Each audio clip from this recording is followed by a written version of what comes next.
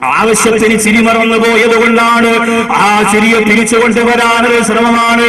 മൂന്നാമത്തെ ചിരി ഏതെന്നറിയോ? പരിഹാസ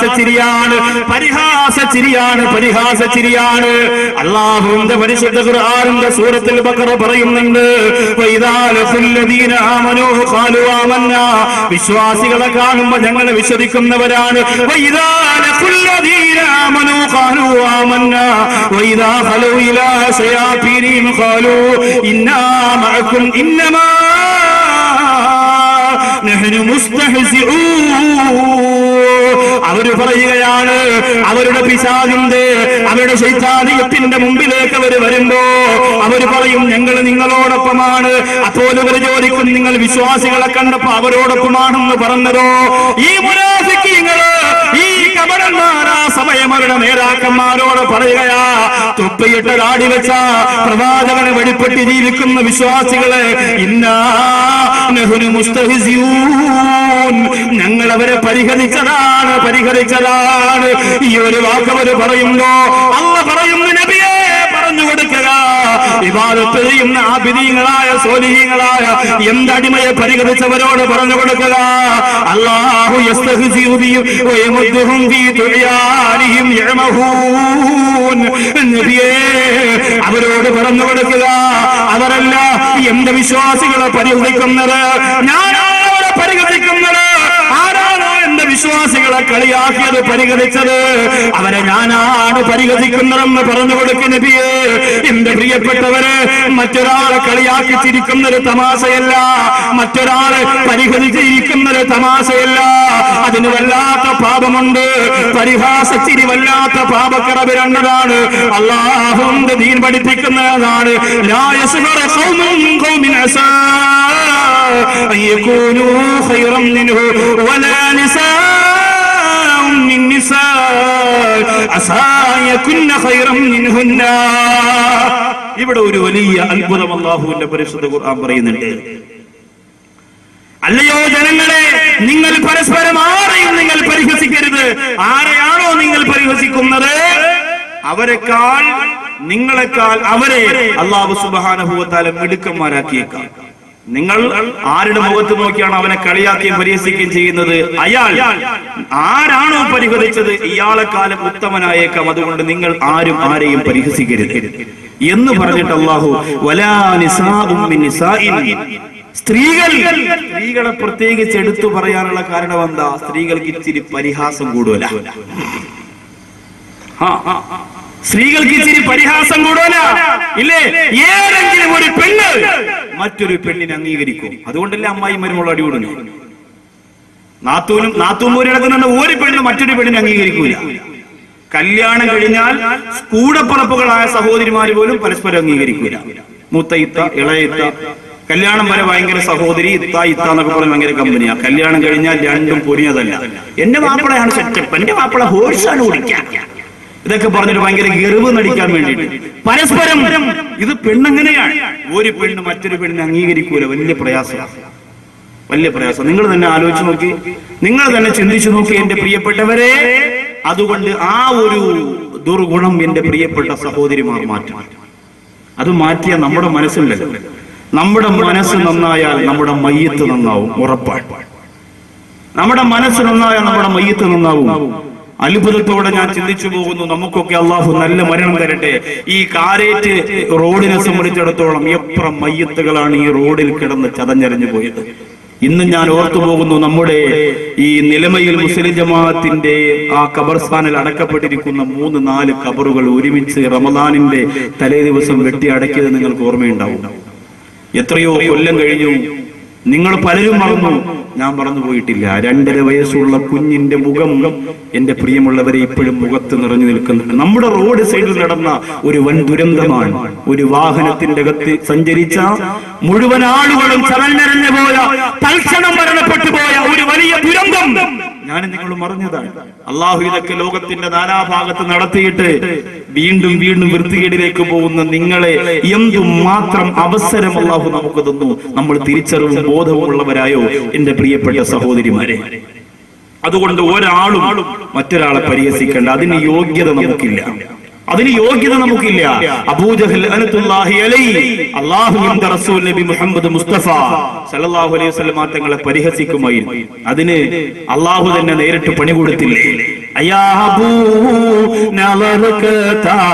ഖുറൈശികളൊത്തൊരുമിത്തവർ പാടി അനാഥയാലിവനാണോ നബിയായി വന്നോ, ധനവും പ്രതാപവും നമ്മളിലാണേ, രാജാക്കൾ ഞങ്ങളിൽ പെട്ടവരാണേ, നേതാക്കൾ ഞങ്ങളിൽ ഉള്ളവരാണേ, എന്നീട്ടി യതീമായോ നബിയായി വന്നോ, ഇപ്പോഴീ മിസ്കീനായോ നബിയായി വന്നോ.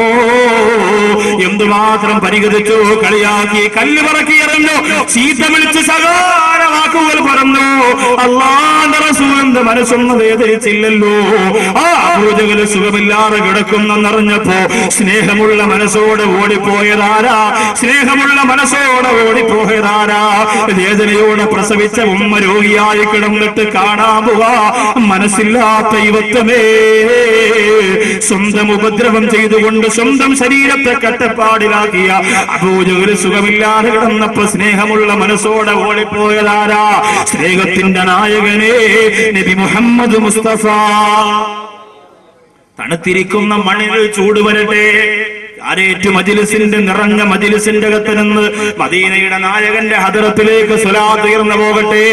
ഇലക്ഷന്റെ നേതാക്കന്മാർക്ക് വേണ്ടി കൊടി കയ്യിൽ പിടിച്ചുകൊണ്ട് എത്ര ആർജവത്തോടെ എന്റെ പ്രിയപ്പെട്ട ചെറുപ്പക്കാരാ കലാശക്കൊട്ട് നടത്തിയവരാ. പക്ഷെ ഒരു പേമാരി പെയ്തിറങ്ങിയപ്പോ മുത്ത് റസൂലിനോടുള്ള സലാത്ത് ഇത്രത്തോളം മത്സരം വന്നു പോയോ എന്റെ പ്രിയപ്പെട്ട മുസ്ലിം ചെറുപ്പക്കാരാ. എവിടെ വെട്ടിയിട്ടാലും പ്രവാചക പ്രേമമെന്നത് കത്തിപ്പടരുന്ന ഒരു സമരാവേശമായി രക്തത്തിലൂടെ അലിഞ്ഞു ചേരണം എന്റെ ചെറുപ്പക്കാരാ. അല്ലാഹുവിന്റെ റസൂൽ നബി മുഹമ്മദ് മുസ്തഫ. അതുമാത്രമേ നമുക്കുള്ള സഹോദരങ്ങളെ ബാക്കി. അവിടെ നിന്ന് മാത്രമേ നമ്മൾ രക്ഷപ്പെടുത്താനുള്ളൂ. എവിടെ പോയാലും വാതിൽ കുത്തി അടയ്ക്കും, സഹായത്തിന് ആരുമില്ല. അവസാനം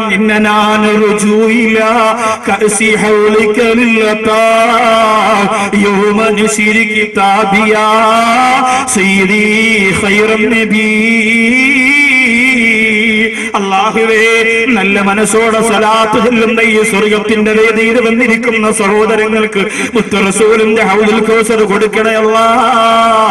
100, 200, 500, 1000 സലാത്ത് വീട്ടിനകത്ത് ചൊല്ലി തീർക്കുന്ന എന്റെ പ്രിയപ്പെട്ട സഹോദരിമാർക്കും അതിനുള്ള മഹാഭാഗ്യം നീ കൊടുക്കണേ അല്ലാഹ്.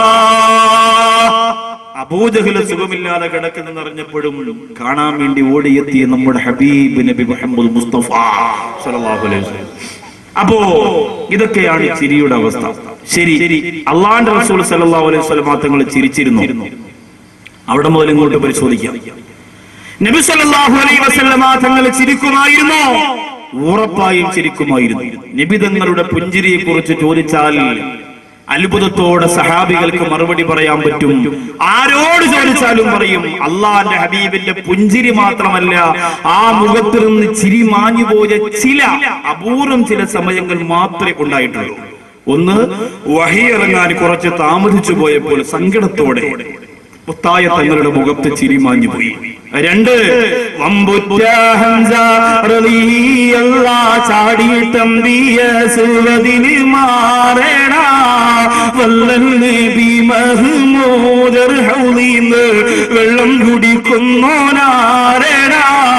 പ്രവാചക പൂങ്കവന്റെ മനസ്സിന്റെ അകത്ത് ചേക്കേറിപ്പോയ ധീരനായ ഹംസത്തുൽ ഖറാർ റളിയല്ലാഹു തആല അൻഹു ഉഹദിന്റെ രണാകളത്തിൽ വലിച്ചു കീറപ്പെട്ടപ്പോൾ മഹാനായ ഹംസ റളിയല്ലാഹു അൻഹുവിന്റെ ശരീരത്തെ വെട്ടിയെറിഞ്ഞു പോയപ്പോൾ ഹംസ റളിയല്ലാഹു അൻഹുവിന്റെ ശരീരത്തിൽ നിന്ന് കരൾ പുറപ്പെടുത്ത് ചവച്ചു വിട്ടയിലേക്ക് കാർക്കിച്ചൊതുപ്പിയപ്പോൾ അല്ലാഹുവിന്റെ റസൂലിന്റെ മുഖത്ത് പിന്നെ കുറെ സമയത്തേക്ക് ചിരി വിടർന്നു വന്നില്ല. അല്ലാഹുവേ, മുത്തുനബി തങ്ങൾ ഇതുപോലെ കരഞ്ഞ, ഇതുപോലെ മുഖത്ത് ദുഃഖം തളം കെട്ടിരുന്ന സംഭവം പിന്നെ വേറെയില്ല. സുബ്ഹാനല്ലാഹ്. ഇങ്ങനെയുള്ള ചില എണ്ണപ്പെട്ട വിലപ്പെട്ട സമയത്തല്ലാതെ അല്ലാഹുവിന്റെ റസൂലിന്റെ മുഖത്തിലൊന്ന് ചിരിമാഞ്ഞു പോയിട്ടില്ല. മുത്തായ തങ്ങളുടെ മുഖത്തിലൊന്ന് ചിരിമാഞ്ഞു പോയിട്ടില്ല. ചിരിക്കാൻ മറക്കുന്നവരെ പഠിച്ചുകൊള്ളുക, ചിരിക്കാൻ മറക്കുന്നവരെ പഠിച്ചുകൊള്ളുക. അവസാന സമയത്ത് ആർക്കെങ്കിലും എന്നെ ഉപദ്രവിക്കണമോ, ഞാൻ ഈ ലോകത്തിൽ നിന്ന് വിട പറഞ്ഞു പോയാൽ അല്ലാഹുവിന്റെ കോടതിയിൽ വെച്ച് കണക്ക് തീർക്കാൻ എനിക്ക് കഴിയില്ലോ.